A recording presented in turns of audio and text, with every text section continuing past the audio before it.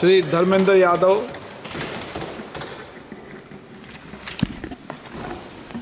धन्यवाद अध्यक्ष जी।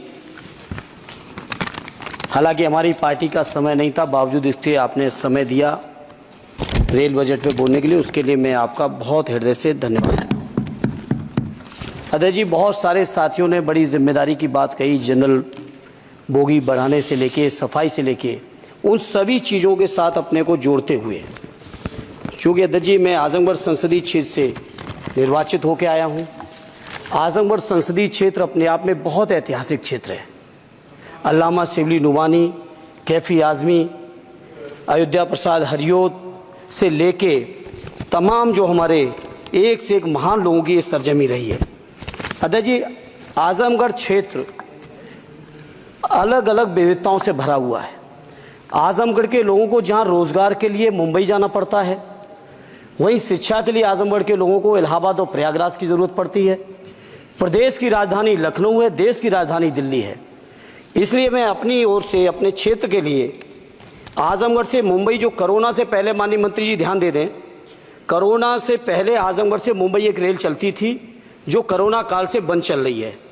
हमारा अनुरोध है कि उस रेल को न केवल वो साप्ताहिक थी, उस रेल को हर दिन के लिए शुरू किया जाए, बल्कि साथ ही साथ आजमगढ़ से लखनऊ, आजमगढ़ से इलाहाबाद, जहाँ पे इंटरसिटी से डेली लोग आवागमन कर सकें, आ जा सकें, उसके लिए इस ट्रेन को भी शुरू कराने की कृपा करें। साथ ही साथ अध्यक्ष जी, आजमगढ़ से दिल्ली जाने का केवल एकमात्र जरिया कैफिया ट्रेन है, और कैफिया ट्रेन के में बैठने का टाइम तो सुनिश्चित है, लेकिन कब पहुंचेंगे इस बात की कोई भी जिम्मेदारी और गारंटी नहीं है। इसे मंत्री जी मैं आपसे अनुरोध करूंगा कि आजमगढ़ से दिल्ली के लिए एक नई रेल लाइन, नई रेल ट्रेन शुरू करने की कृपा करें। मैंने जनरल बजट की चर्चा में भी जिक्र किया था, आजमगढ़ से बनारस से बायां आजमगढ़ गोरखपुर तक नई रेल लाइन का बड़ा दौड़ प्रचार किया गया। अध्यक्ष जी, हमसे पूर्व सांसद ने बहुत प्रचार किया कि हमने सैंक्शन करा दिया है, लेकिन उस पर अभी एक भी रुपए की बजट न स्वीकृत है, न उस योजना का स्वीकृत है। सर्वे जरूर हुआ है, डीपीआर जरूर बनी है, लेकिन उसकी स्वीकृति मंत्री जी और फंड अभी बाकी है। मैं उम्मीद करता हूं कि आप इसको जरूर ध्यान देंगे।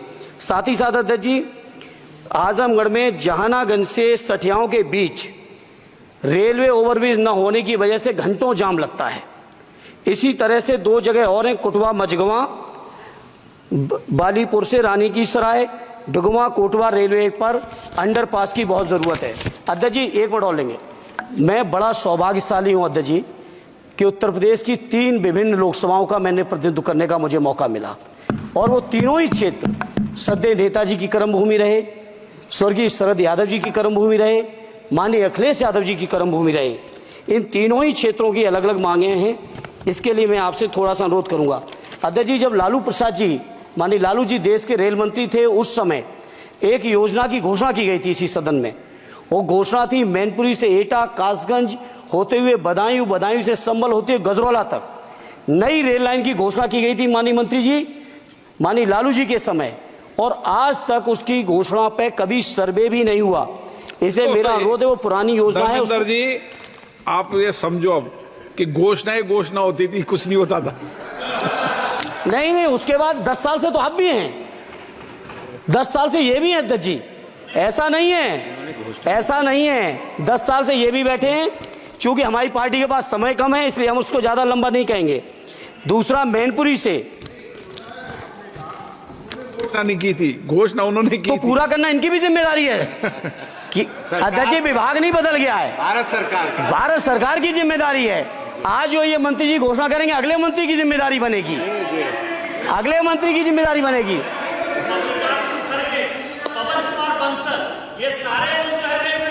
अरे 10 साल का हिसाब दे दो, अरे 10 साल का हिसाब दे दो। चलिए धर्मेंद्र जी, अरे मेरे पास समय कम है, उसका दुरुपयोग ना करो। बोलिए अध्यक्ष जी, मैनपुरी से दिल्ली के लिए, मैनपुरी से लखनऊ के लिए, बदायूं से लखनऊ के लिए, बदायूं से दिल्ली के लिए ये रेल लाइनों की सख्त, रेलवे ट्रेनों की सख्त जरूरत है।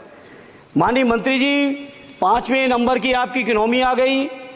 आपके पूर्व जो हमारे सदस्य हैं निशिकांत जी, आपके हिसाब से तो सब कुछ बदल गया रेल में। अरे कुछ तो दे दो कि केवल उधर के लिए सब कुछ है, बिल्कुल सही। केवल सब कुछ उधर के लिए है।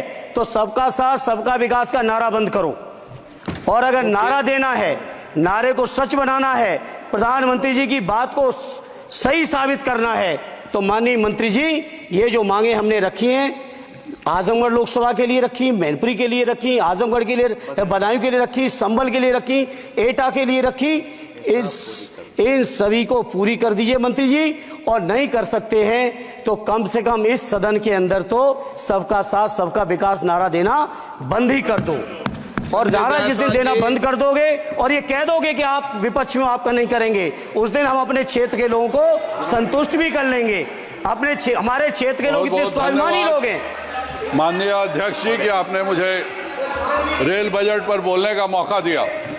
मैं माननीय प्रधानमंत्री जी और माननीय रेल मंत्री जी को बहुत बहुत बीच में छूट गया, तो धन्यवाद अध्यक्ष जी। मैं कहता हूं कि जो मांगे की हैं तीनों ही क्षेत्रों की, उत्तर प्रदेश की जनता की, उसको माननीय मंत्री जी पार्टी से ऊपर उठकर सबके साथ और विकास के लिए पूरा कर दें। आपकी बहुत बहुत मेहरबानी होगी, नहीं तो ये नारा बंद करो। बहुत बहुत धन्यवाद। संजय जायसवाल जी।